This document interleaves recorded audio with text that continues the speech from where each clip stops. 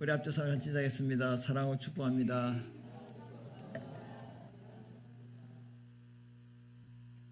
인생에 고통이 없이 사는 사람이 있겠는가 하는 것입니다.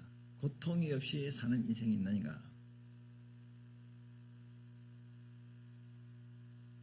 문제가 없는 곳은 이 땅에서는 딱 한 곳이에요.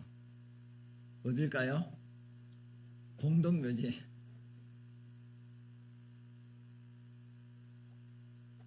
그러니까 살아있을 동안, 숨 쉴 동안에는 문제를 들이마시고 문제를 내신다, 그렇게도 말을 할 수 있겠죠.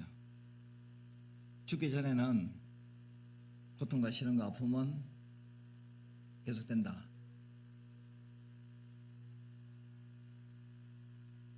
그렇다면 누구에게나 고통의 강약이 있고 크기의 차이는 있겠지만 다 고통 속에 살아가는데, 그러면 고통을 피할 수가 없다. 죽음 전에는 피할 수가 없다. 뭐 천국 가면 고통이 없겠지만 이 땅에 사는 동안에는 고통이 있다. 고통이 있는 이유는 다 인간은 다 부족하고 연약하잖아요. 다 죄인이잖아요. 그러니까 우리가 부족하니까, 우리가 죄인이니까 스스로가 고통에 빠질 수도 있고요. 또 내가 다른 사람을 고통에 빠뜨릴 수가 있고요. 그리고 사단이 또 여전히 존재하고 있습니다. 그렇기 때문에 인간 사회는 완전하지 못하기 때문에 다 어려움을 겪으며 살아가고 있습니다. 근데 고통이 없는 인생은 없지만 이 고통을 이기려면 어떻게 되는가? 어떻게 고통을 대응해야 될 것인가? 이 문제를 오늘 본문을 통하여 10편 44편을 통하여 같이 나누고자 하는 것입니다. 고통이 있다 할지라도 고통에 어떤 자세와 태도를 보이면서 고통에 대응할 것인가? 대응할 수 있겠는가? 그 말씀을 오늘 본문을 통해서 같이 나누기를 원하는데요. 이스라엘 민족이 극심한 고난을 당했다라고 9절부터 16절에 이야기를 하고 있거든요. 어떤 극심한 고난을 당했냐면요. 그 당시에는 이제 전쟁이 많이 있었습니다. 그러다 보니까 이스라엘 민족과 전쟁을 한 그 침략자들에 의해서 이스라엘 민족이 전쟁에서 패배를 하게 돼요. 그리고 가진 걸 다 탈취당하게 되고요. 또 포로로 끌려가게 되었습니다. 그러니까 이스라엘 민족은 이제 생명의 위협을 받을 뿐만 아니라 민족이 멸절될 극한의 위기까지 된 거죠. 그래서 이방인들이요, 하나님을 믿는 백성이 하나님이 살아계시면 그 민족을 보호하고 지켜줘야 되는데 왜 그 민족이 그렇게 멸망할 때까지, 그 패배할 때까지 하나님은 뭐하고 계시냐 라고 사람들이 이스라엘 민족을 향하여 비웃고 조롱하고, 그것이 온종일 주변의 나라들, 이방 나라들로부터 멸시와 천대를 받는 비방거리가 되는 그 부끄러운 일들이 계속 지속이 된 상태에 있습니다. 자, 이런 극단적인 어려움을 겪을 때 그들은 이렇게 이야기를 했습니다. 주님께서 우리를 버리신 거 아니겠는가? 주님께서 우리 민족을 버리신 건 아니겠는가? 주님이 우리와 함께 하시고 도우시고 인도한다면 전쟁에서 반드시 승리해야 되는 것이고, 우리가 왜 포로로 끌려가느냐? 왜 우리가 멸절되고 이렇게 조소와 조롱과 수치를 당해야 되는가? 우리가 이렇게 하나님께 버림받았기 때문에 전쟁에서 패배한 것은 하나님이 우리 민족을 떠났기 때문이다 라고 생각을 한 거죠. 우리도 삶에 참 어렵고 힘든 일을 만나게 되면 그런 생각을 할 수 있잖아요. 하나님이 나를 버리신 거 아니겠는가? 내가 기도하고 강구하고 또 이렇게 그 선하게 살아감에도 불구하고 여전히 내 인생의 문제는 해결되지 않고 고통의 연속을 될 때 하나님이 나를 외면하는 거 아니겠는가? 우리가 고통 없이 살아가는 인생은 없지만 고통을 어떻게 대응하느냐, 그러면 그 고통을 이길 수 있다는 건데, 이스라엘 민족은 고통을 당할 때 하나님께 버림받았다는 그 생각 때문에 더 힘든 시간을 보내게 되었다는 사실이에요. 그러면 우리 삶에 일어나는 고통, 고난, 시련, 아픔을 어떻게 대응할 수 있겠는가? 세 가지로 오늘 말씀을 같이 나누기를 원합니다. 첫 번째는 문제 해결을 하기 위해서는 1절부터 8절에 있는 내용인데요. 주님께서 과거에 행하신 일을 회상하는 게 중요합니다.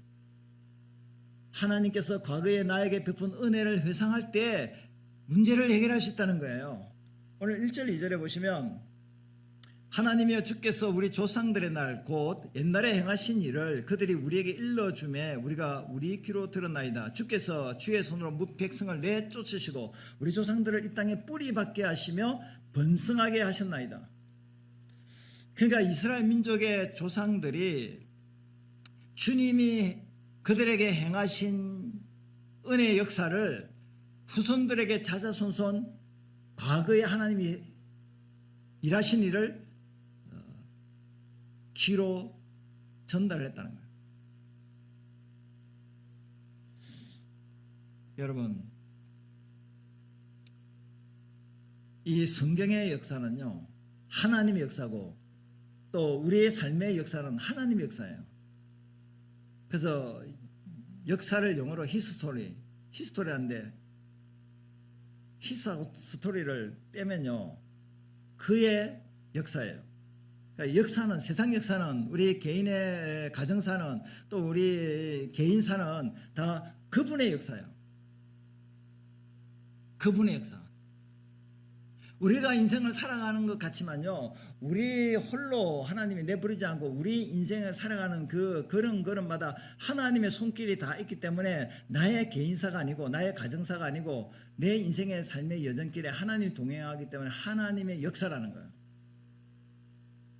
그러니까 과거부터 지금까지 하나님의 손길로 우리가 이 자리에 와 있거든요. 그러니까 우리가 삶의 지금 현실이 지금 굉장히 극단적인 그 문제 앞에 놓여 있달지라도 그 문제를 어떻게 풀어가 있냐면, 그 문제를 풀어간 첫 번째 단추가 뭐냐면, 지금까지 하나님이 내 삶을 인도하셨다. 은혜 베푼 과거를 회상하는 게 굉장히 중요하다는 거예요. 여기 보니까 그 조상들이 후손들에게 그 역사를 이야기를 해서 후손들이 알게 되었다는 것이에요. 그러니까 이스라엘 백성들이 출애굽을 해서 광야를 지나서 지금 현재 살고 있는 적과 꿀이 흐르는 가나안 땅에, 그 이스라엘 지금 현재 땅에 살고 있잖아요. 근데 그들이 힘과 능력으로 칼과 활로 가나안 땅을 접수한 게 아니에요. 정복한 게 아니에요. 하나님이 그들에게 가나안 땅을 선물로 주신 거예요. 그래서 이스라엘 민족의 조상들이 후손들에게, 야, 우리가 살고 있는 이 땅 하나님이 주셔서 우리가 번성하고 이렇게 잘 살게 되는 거 하나님이 그렇게 하신 거야 하고 자자손손 계속해서 그 하나님이 하신 역사를 대물림했다는 사실이에요. 그래서요, 이 신앙의 대물림이 굉장히 중요해요. 신앙의 대물림이라는 것은 뭐냐면, 하나님이 어떻게 역사하시는가, 하나님의 스토리 이야기를 부모 세대가 자녀 세대에게 계속적으로 이야기를 해줘야 된다는 사실이에요. 제가 이 말씀을 지금 현재 드릴 때 여러분들에게 어떤 감동이 와야 되냐면, 아, 그렇다.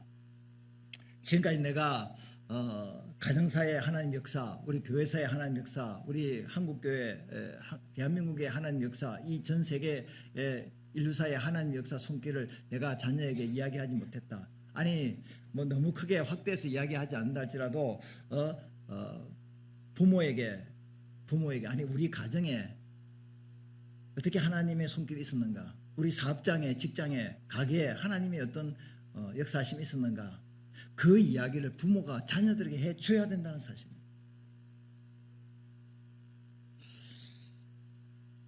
그래서 여러분들이 한번 기도하면서 계획을 해보세요.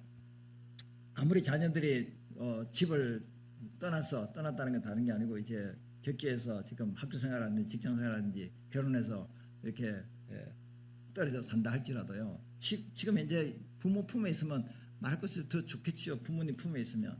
그러면요, 여러분들이 그 자녀에게 다가가서요, 야, 이제 이런 게 좋습니다. 아버지가 아들과 만나면 좋겠고요. 그래서 딸과 만나면 안 된다는 말이 아니에요. 동성끼리 만나면 좋다는 거예요. 아버지와 아들과 만나고요. 뭐 딸만, 저 같은 건 딸만 둘인데 뭐 아들이 없으니까 세상 딸과 만나야 되겠지만, 예, 예. 또 딸은 또 엄마랑 만나서 예, 좋은 시간에 집에도 좋고 카페도 좋고 식당도 좋고 따로 여행을 가도 좋고 이야기를 하는 겁니다.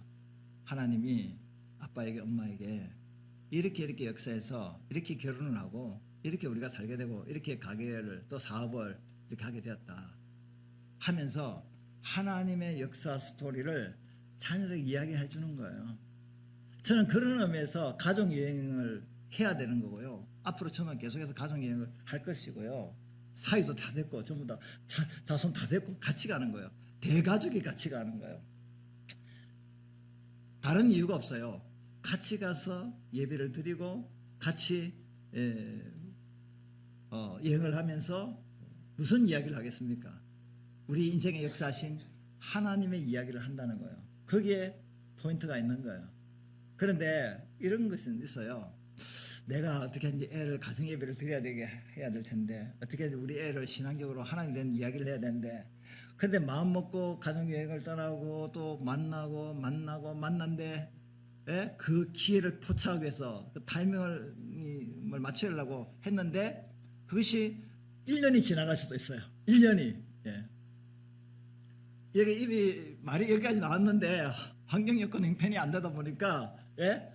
때를 얻든지 못 얻든지 복음을 전파해서 때를 만들고 환경을 만들어야 됨에도 불구하고 그렇게 말하지 못할 때가 있어요. 그러면 시간이 흐르고 난데 야 그때 내가 때를 만들어야 되는데 그때 환경을 내가 만들어서 말을 해야 되는데 좀 때가 늦었구나 이런 생각도 하지만 중요한 것은 뭐냐면 우리가 부모 세대가 자녀들에게 내가 만난 하나님 그분이 어떤 분이신가 그분으로부터 내가 어떤 은혜를 받았는가 그 이야기를 내 가족들에게 가정예배를 드릴 때 이야기하든지 1대1로 만나서 이야기하든지 이야기를 해줘야 한다는 사실이에요. 할렐루야. 이야기하실 거죠. 오늘부터 기도하면서 그 때를 포착하기 위해서 기도하게 되면 딱 그 날이 올 거예요. 준비하고 있으면 그 날이 딱 옵니다. 와요. 과거를 예상하면서 문제를 해결한 두 사람에 대해서 제가 잠깐 소개를 했는데 다윗은요 이 사무엘상 17장 37절 이런 말을 했습니다. 여호와께서 사울왕에게 이야기하는 거예요. 사울왕에게 여호와께서 나를 사자의 발톱과 봄의 발톱에서 건져내셨은저 하나님께서 나를 과거에 사자와 곰의 발톱에서 양을 지키도록 해주셨다. 그러므로 나를 이 블레셋의 사람 골리앗 손에서도 건져내시리다. 과거에 나와 함께 하신 하나님이 능력으로 역사하셨는데 지금 사울왕과 이스라엘 군대들이 블레셋 군사 골리앗 앞에 벌벌 떨고 있을 때 다윗은 당당하게 17세의 소년으로서 골리앗과 싸워서 골리앗을 죽이고 이스라엘을 구원해요.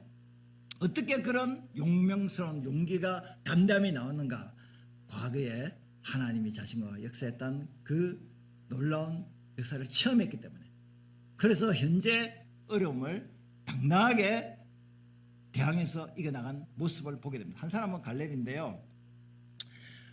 갈렙은 이스라엘이 광야에서 방황한 이 45년 동안 오늘 하나님께서 여호와께서 말씀하신 나를 생존하게 하셨으니 생존하게 하셨다. 그러니까 이제 그 이스라엘 백성들이 이제 모압 앞에서 이제 요단강을 건너면 이제 그 지금 살고 있는 이스라엘 나라 가나안 땅인데 거기서 12명의 정탐꾼을 보내요. 근데 정탐을 하고 온 그 이스라엘 정탐꾼들이 10명은요. 우리는 못 들어간다 할 수 없다. 왜 자이언트 거인이 살고 있고 그 성은 견고하고 우리는 메뚜기가 있기 때문에 이길 수 없다라고 10명은 부정적인 보고를 해서 그 이야기를 들은 많은 이스라엘 백성들이 불평하고 원망을 하게 돼요. 그래서 하나님이 심판합니다. 20세 이상은 못 들어간다. 불평하고 원망이기 때문에 다 광야에 죽는다라고 얘기했어요. 근데 여호수아와 갈렙은 우리는 메뚜기가 아니야. 하나님이 함께 하시면 가나안 땅을 점령할 수 있어. 그렇게 긍정적인 보고를 하고 믿음의 보고를 하게 돼요. 그래서 여호수아와 갈렙만은 가나안 땅에 들어간다. 하나님이 약속을 하시고 말씀하셨어요. 근데 그대로 40세에 가나안 땅을 정탐하고 났는데 지금 가나안에 들어가서 6, 7년 동안 정복 전쟁을 통해서 큰 어떤 전쟁에서는 승리를 하고 나머지 이제 남은 전쟁은 이제 정리를 해야 되는데 그 상황에서 갈렙의 나이가 85세가 됐습니다. 근데 이 85세니까 45년의 세월이 흘렀잖아요. 그때 자신을 돌아보면서 이렇게 합니다. 하나님이 과거에 40세 때 가나안 땅에 들어간다고 하셨는데 그대로 내가 가나안 땅에 들어왔다. 하나님이 은혜 베풀어서 말씀대로 내가 여기에 살게 되었다. 그렇다면 그곳에는 아낙 사람이 있고, 이 말은 뭐냐면 이제 헤브론 땅을 달라고 이야기합니다. 이 산지를 내게 주세요. 헤브론 땅을 내게 주세요. 그 헤브론에는 아낙 사람 거인이 살고 있고 그 성읍들은 견고하고 클지라도 누가 함께 하시면요, 하나님이 함께 하시면 그들을 쫓아내리다. 이 말은 뭡니까? 과거에 정탐하고 왔을 때 가나안 땅에 들어가게 하신다는 하나님의 약속대로 내가 가나안 땅에 지금 들어와서 지금 살고 있다. 마찬가지로 저 헤브론에 살고 있는 가나안 족속이 아무리 강해도 과거에 말씀하신 약속대로 지금도 하나님이 역사하면 쫓아낼 수 있다. 달라고 해서 그 헤브론 땅을 차지하게 됩니다. 그래서 여러분, 이사야 46장 3절 4절에 보면 이사야 선지자가 이렇게 이야기해요. 야곱의 집이여, 유다 백성들이여, 이스라엘 집이여, 북이스라엘 백성들이여 하면서 내 말을 들으라고 명령을 해요. 남북 이스라엘 백성들은 내 말을 들어야 된다. 무슨 말을 들어야 되냐면 이거예요. 너희들이 태어날 때부터 하나님 너희를 안아줬다. 그리고 또 하나님 너희를 업어줬다. 그러면서 태어날 때부터 안아주고 업어준 하나님이 노년에 이르기까지 또 백발이 되기까지 너희들을 계속해서 안아주고 업어주고 품어줄 것이다 라고 이야기를 하고 있습니다. 어릴 때부터 죽을 때까지, 태어날 때부터 죽을 때까지 하나님이 너희들 인생에 책임진다. 왜 이런 말을 하냐면 지금 현재 이스라엘 백성들이 어떤 상황에 처해 있냐면 바벨론 포로 생활을 지금 하고 있는 거예요. 절망적인 상태에 있어요. 그럴 때 하나님의 메시지가 이사야에게 들려서 이사야가 그렇게 절망 중에 있는 이스라엘 백성들에게 너희들이 태어날 때부터 죽을 때까지 하나님은 너희들을 안아주고 품어주고 독수리 날개로 품어준다. 그러면서 그 이유가 어디냐면 내가 너희들을 지었다, 만들었다, 택했다. 그러므로 내가 업을 것이요 내가 품고 구하여 내리라. 그렇게 이야기했습니다. 그래서 46장 9절에도 이렇게 이야기합니다. 너희는 옛적 일을 기억하라. 옛적 일을 기억하라. 나는 하나님이라 나 외에 다른 이가 없느니라. 나는 하나님이라 나 같은 이가 없느니라. 그러니까 우상이 너희들을 보호해 주는 것이 아니다. 세상에 어떤 권력자가 힘 있는 자가 너희들을 이 고난과 이 아픔에서 건져주시는 것이 아니라 옛날 일을 한번 기억해봐라. 너희들이 애굽 땅에서, 광야에서, 가나안 땅에서 하나님이 놀랍게 기적으로 역사해서 너희를 이끌어 주셨는데 지금 현재 고난을 당한다고 해서 내가 손을 떼겠느냐? 내가 안 도와주겠느냐? 옛날 일을 기억하라. 그래서요, 저와 여러분들이 지금 현재 환경이 어렵다고 해서 그것만 바라보지 마세요. 거기는 답이 없어요. 문제만 바라보면 답이 없어요. 문제만 바라보면 답이 없다니까요. 문제만 바라보면 죽을 일만 있어. 아유, 이 문제 어떻게 풀지? 내 능력으로 안 되는데 왜 이래 문제가 어려울까? 근데 이 문제를 풀려면요, 과거에 하나님이 크고 작은 수많은 나의 삶의 인생의 고통의 시련의 아픔의 문제가 있었는데 그 문제를 하나님이 풀어주셨다는 것을 기억하면 지금 현재의 문제도 하나님 풀어주신다, 이 믿음을 갖게 된다는 사실이에요. 따라합시다. 과거에 역사하신 하나님이 현재도 역사하신다. 그러면 현재에도 역사하면 미래는요 역사하시죠. 예수 그리스도는 어제나 오늘이나 영원토록 동일하다. 어제 하나님이 나를 구원하고 살려주는데 오늘 죽을 운명에 처했으면 하나님 손 떼시나 하는 것이에요. 그러면 하나님이 아니시죠. 나의 하나님이 아니시잖아요. 어제 역사했다면 오늘도 역사하시는 거예요. 그리고 내일도 역사하시는 거예요. 영원토록 하나님은 우리 편에서 우리에게 역사하신다는 사실이에요. 그래서 문제 해결의 첫 번째는 과거의 은혜 베푼 것을 회상하면, 기억하면 현재 어려움을 극복할 수 있는 길이 열린다. 두 번째 해결책은요, 우리의 삶을 어떻게 평가하라고요? 영적으로 평가해요. 내 삶을 영적으로 평가해요. 그래서 이스라엘 백성들은 그 어려운 상황 속에서 이렇게 이야기를 하고 있습니다. 고라 자손이 주님 전에서 찬양하는 찬양 사역을 맡았던 이 고라 자손들이 어려움을 겪을 때 과거를 회상할 뿐만 아니라 지금 현재를 통해서 자신의 현재 영적 상태를 평가를 하고 있는 거예요. 주님을 잊지 않고 말씀을 준수해 왔습니다. 그리고 주님만 의지해 왔습니다. 그리고 우상에게 기도하면서 우상에게 도움을 구한 것도 아니고 우상을 숭배를 거절했습니다. 그래서 전지하신 하나님께서 내가 그렇게 말씀 준수하고 하나님만 의지하고 우상 거절했다는 걸 하나님이 전지하시니까 다 살펴보고 알고 계시잖아요. 내 비밀을 내 속사정을 주님이 다 알고 계시잖아요. 내가 진실로 주님만을 믿고 따라왔습니다. 그럼에도 불구하고 왜 이런 고난이 왔습니까? 왜 내 문제가 여전히 이렇게 어렵습니까? 라고 지금 현재 자신의 영적인 삶을 지금 평가하면서 지금 이야기를 하고 있거든요.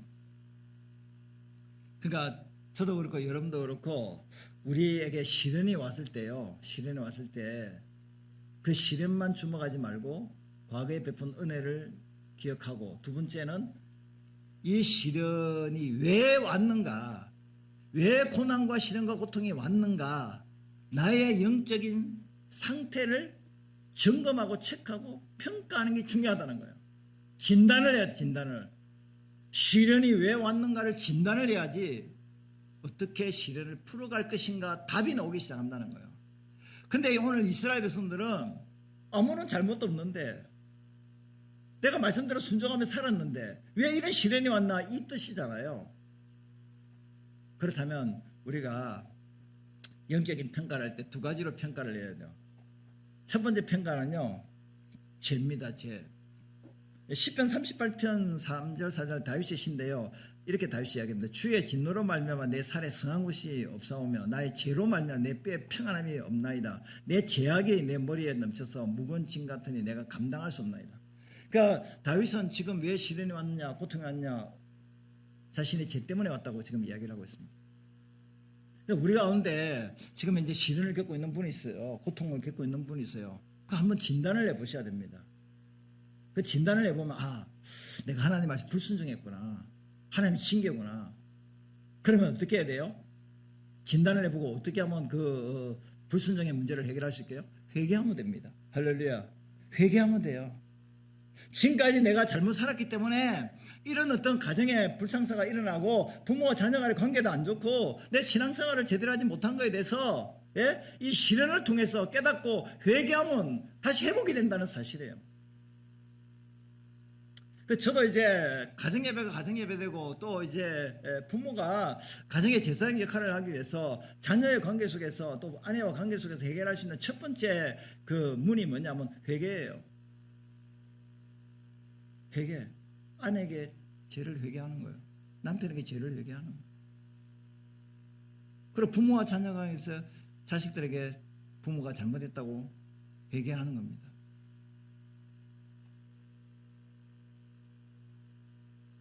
그러니까 우리가 다른 죄가 아니에요. 부모와 자녀가 왜 이렇게 그 관계가 안 좋아지냐? 안 좋아진 이유가 있을 거네요. 그것도 고도 아니고 고통이잖아요. 부모 관계가 안 좋으니까, 가족과의 관계가 안 좋고 부부 관계도 안 좋다니, 이것도 다 시련이고 아프면 고통이잖아요. 그러면 거기에 대해서도 한번 영적으로 한번 묵상해 볼 필요가 있잖아요. 왜 관계가 안 좋았을까? 왜 가족끼리 콩가루 집안이고 하나가 안 될까? 돌아보면 내가 부모 역할을 잘못했구나, 남편의 아내 역할, 자식의 역할을 잘못했구나. 돌아보면서 회개하면서, 또 회개만 말로만 잘못했습니다라고 하면 안 되고, 회개하면 어떻게 했냐면 회개에 합당한 열매가 있어야 돼요. 말만 회개하면 안 되고, 잘못했어, 아빠가 너무 잘못했어, 너희들 막 그냥 진짜 폭력으로, 그냥 폭력으로, 비폭력이 아니라 폭력으로 그냥 그래서 자녀들이 빗나가는 경우가 많아요. 폭력하면 빗나갑니다. 사랑하면 돌아옵니다. 잘못됐다가도. 어쨌든 간에 그런 것들을 회개하는 게 중요하고요. 그 다음에는 오늘 이 본문의 내용은요, 우리가 순종했지 않습니까? 말씀대로 불순종하고 순종했는데 왜 이런 어려움이 옵니까? 이제 그 이야기잖아요. 그래서 욥의 비유를 하면요. 욥은 2장 3절에서 이렇게 얘기해요. 여호와께서 사단에게 이르시되 내가 내 종 욥을 주의하여 보았느냐. 그는 온전하고 정직하여 하나님을 경외하며 악에서 떠난 자가 세상에 없다. 근데 네 사탄 네가 나 하나님을 충동하여 이유 없이 까닭 없이 그를 쳐서 그를 어렵게 했는데, 그렇지만 그는 욥은 여전히 자기의 온전한 신앙의 온전함을 끝까지 굳게 지켰다라고 하나님이 사단에게 그런 이야기를 하고 있습니다. 그러니까 욥은 지금 그 시련의 고난이요 왜 왔느냐? 죄 때문에 온 게 아니에요.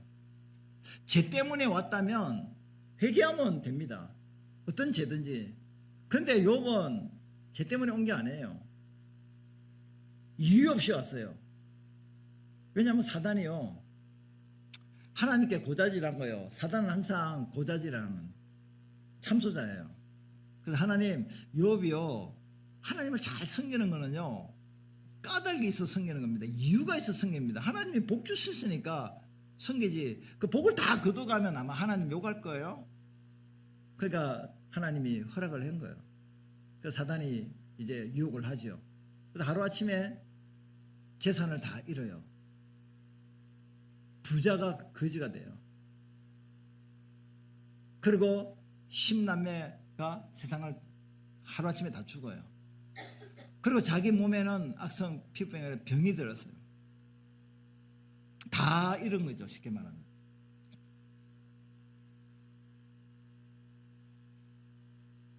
근데 욥은 이와 같이 잘못한 것 없이 자기가 왜 이런 일을 겪어야 되는가, 왜 이런 잘못을 겪어야 되는가 알 수가 없었어요. 물론 욥이 뭐 죄가 없는 완벽한 사람인 건 아니지만 이 문제는 죄 때문에 온 게 아니에요. 그러면 왜 하나님이 욥 같은 사람에게 왜 시련을 주실까요? 우리 가운데서도요, 또 시험 드는 사람은 이래서 시험 들어요.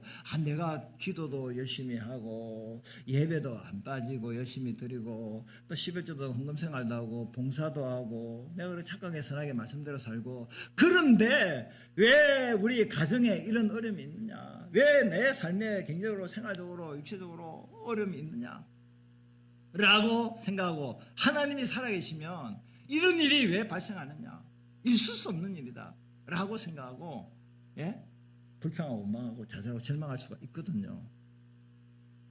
그래서 영적인 평가를 잘 하셔야 돼요. 시련을 당할 때 영적인 평가를 잘못하면 이 시련에 대한 자세와 태도가 잘못될 수가 있어요. 그래서 잘 평가를 해서 쟤 때문에 그렇다면 회개하면 되고요. 이거는 순종했는데 이런 어려움이 있다면 어떻게 했냐면 하나님 영적인 성장을 위해서 나로 하여금 더 기도하라고 그러는 것 같다 라고 이렇게 생각을 하셔야 된다는 거예요. 그것이 시련을 당하는 사람들의 자세와 태도예요. 그래야지 그 시련을 이길 수가 있다는 사실이에요. 그것이 시련을 대응하는 그리스도인의 자세다 하는 겁니다. 그래서 세 번째 문제 얘기는요, 주님께 도움을 간절히 구해야 되는데요. 오늘 여기 22절에 보니까 우리가 종일 주를 위하여 죽임을 당하게 되며 도살할 양같이 여김을 받았나이다.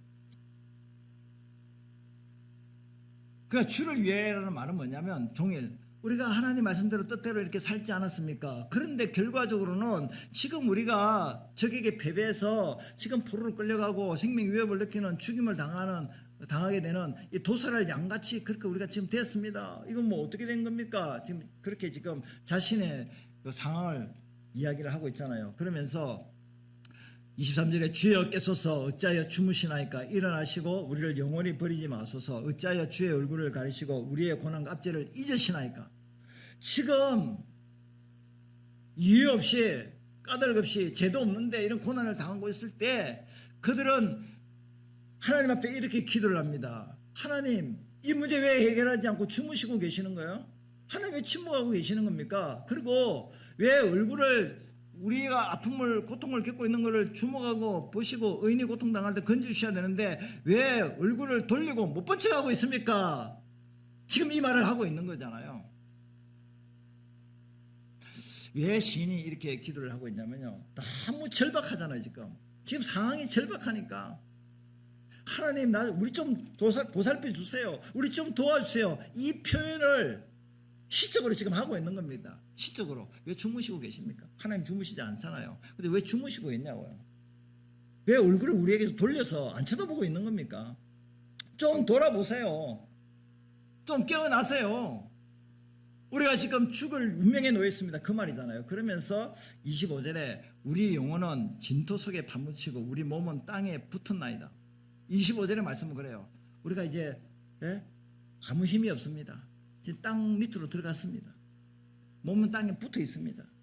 더 낮아질 수가 없습니다. 주님 없이는, 주님이 안 도와주면은 우리 끝장입니다. 끝장이에요. 살 길이 없습니다. 이 말이에요. 25절은. 그러면서 26절에 일어나 우리를 도우소서, 주의 인자하심으로 말미암아 우리를 구원하소서. 그러니까 문제 해결의 길은 뭐냐면 주님 앞에 엎드려서 그분의 도움을 간절히 간구하는 겁니다. 할렐루야. 간구하는 거예요. 그런데 간구할 때요, 중요한 포인트가 어디냐면 26절에 보니까 주의 인자하심으로 말미암아 우리를 구원하소서. 주의 인자가 뭡니까? 하나님의 성품을 근거로 해서 기도를 해야 된다고요. 인자는 뭡니까? 인자는 내가 늘 말해서 또 그런데 헤세드인데요. 헤세드는 주님의 사랑, 자비, 은혜가 헤세드예요. 뜻이 많이 있습니다. 근데 대표적인 거는 뭐냐면 일어나 우리를 도우소서, 주의 사랑하심으로 우리를 구원하소서. 주님 우리 사랑하지 않습니까? 주님 우리를 사랑하지 않습니까? 근데 우리 형편이 너무 힘들고 어려운데 그냥 주무시고만 계시면 됩니까? 일어나 우리를 좀 건져주세요. 그게 주님의 사랑의 표현이지 않습니까? 사랑한다고 하시는데 왜 안 도와주는 거예요? 지금 그 말을 하고 있는 거예요. 주의 인자가. 그러면서 주님의 인자를 잘 표현한 곳이 뭐냐면 어디냐면 로마서 8장 35, 39절인데요. 35절에 보면 누가 우리를 그리스도의 사랑에서 끊으리요? 주의 인자하심에서 끊을 자가 누구리요? 이 말이에요. 누가라는 것은 사람을 이야기하는 게 아니고 사람도 포함되고 환경도 포함되고 사건 사고를 다 포함해서 누가 우리를 주님의 인자하심에서 끊으리요? 사랑에서 끊으리요? 환난도 공고도 박해도 기근도 적신도 위험도 칼도 끊을 수 있을까요? 없을까요? 없다, 이 말씀을 하고 있는 거예요. 그러면서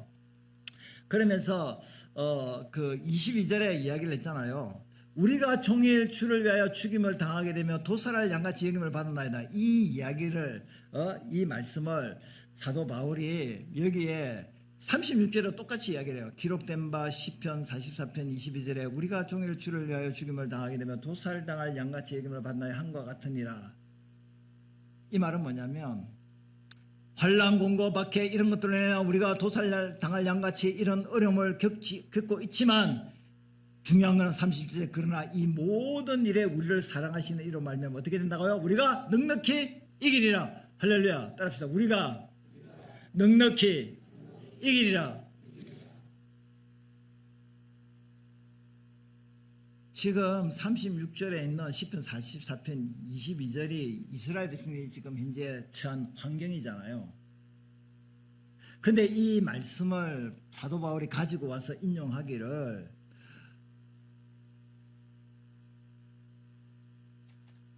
어렵고 힘든 시련을 당함으로 하나님의 사랑에서 끊어지지 않는다는 거예요. 그 어떤 것도 하나님과 우리의 관계를 사랑의 줄을 끊을 어떤 대상도 없고 환경도 없다는 거예요. 여러분, 저와 여러분들이 예수 그리스도를 믿음으로 하나님과 관계가 회복된 줄로 믿습니다. 그러니까 그리스도의 십자가의 사랑으로 하나님과 우리가 연결이 된 거예요. 그 사랑의 줄로 연결된 거예요. 근데 이거를 가위로 삭둑 칼로 삭둑 자를 수가 없다는 거예요. 무엇이요? 환난, 핍박 등등 삶에 일어난 모든 사건 사고가 우리를 절대 하나님과 관계를 끊을 자가 없다는 거예요. 끊을 환경이 없다는 거예요. 그 이야기는 우리가 넉넉히 이긴다는 말은 주님의 인자심 사랑으로 이 어려움을 이길 수 있다는 거예요. 그것도 넉넉히라는 거는 뭐냐면 충분히 이길 수 있다는 거예요. 이기고도 남는다는 거예요. 그러면서 바울은 이렇게 확신합니다. 사망, 생명, 천사들, 전세자들, 현재일, 장래일, 능력, 높음, 기쁨 그 외에 어떤 내가 이야기하지 않은 어떤 피조물이라 할지라도 우리를 우리 주 그리스도 예수 안에 있는 하나님의 사랑에서 끊을 수 없다. 끊을 수 없다. 그러니까 환난과 핍박과 수많은 것들이 우리를 공격함으로 하나님과 관계를 끊어버리려고 하는데 절대 끊을 수 없는 것은 우리 때문에 끊을 수 없는 것이 아니라 하나님은 환난 중에서도 우리와 함께 하시고 우리를 뭐 한다고요? 사랑하세요. 이스라엘 백성들이 이 절박한 상황 속에서 하나님 우리를 버리신 거 아닌가? 하나님 우리를 떠나신 거 아닌가? 그렇다면 왜 우리에게 이런 어려움이 생길 수 있겠는가? 하나님이 함께 하시면 문제가 없어야지. 근데 이 어려움을 당했잖아요. 그런데 이 시편 저자는 주님의 인자하심을 붙들고 지금 기도를 하고 있어요. 하나님 우리 사랑하지 않나? 사랑하지 않습니까? 그러니까 이 문제 주님이 해결해 주세요. 도와주세요. 그래서 문제를 해결해 나가는 것을 보게 되거든요. 이제 말씀을 좀 정리하는데요. 우리가 왜 나에게 이런 고난이 왔는가라고 말하지 마세요. 왜? Why? 왜? 왜 이 문제가 왔어요? 이렇게 문제 시련을 만났을 때 왜라고 왜 그러는 거예요? 왜? 그러면 어떻게 나오냐면 불평과 원망이 나와요.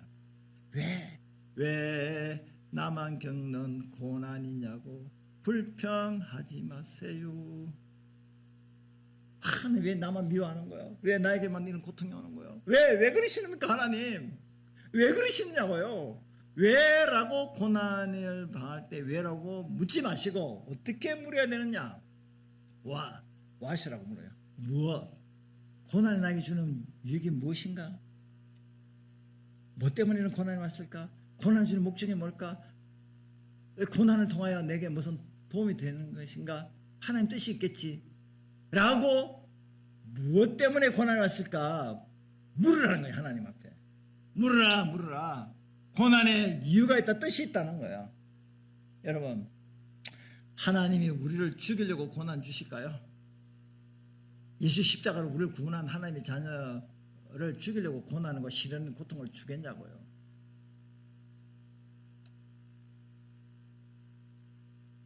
왜라고 묻지 마시고 무엇 때문에 이런 고난이 왔습니까? 라 했을 때 영적인 평가를 하게 되죠. 그러면 내가 잘못했구나. 그럼 회개하면 되잖아요.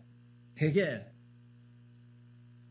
왜라면 불평이 나오지만 무엇입니까? 라고 하면 네가 잘못했어. 내가 너 사람들하고 잘못된 길을 계속하면 너 파멸이야. 잘못된 길을 돌아서 턴해라. 제대로 된 바른 길로 걸어라. 그래서 내가 너에게 고난을 준 거야. 너 고난 안 주면 너 나 찾겠어? 자신을 돌아볼 수 있는 그 시간을 갖겠어? 그래서 회개의 기회를 주기 위해서 고난을 주시는 거예요. 또 한 가지는 영적인 성장을 위해서. 그 달리는 말일수록 채찍을 때리라고요. 하나님은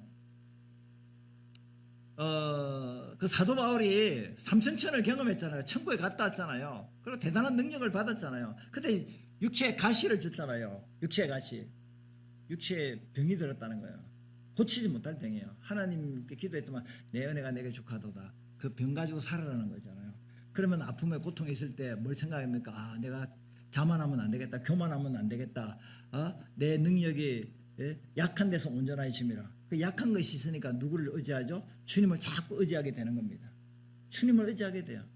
여러분, 우리 인간은 생각할 때는요, 승승장구하고요, 부자 되고요, 권력을 갖고요, 생각대로 기도한 대로 다 응답되고요, 다 그러면 내가 참 하나님을 잘 믿고 내가 신앙생활 잘할 것 같지요. 절대 그렇지 않아요.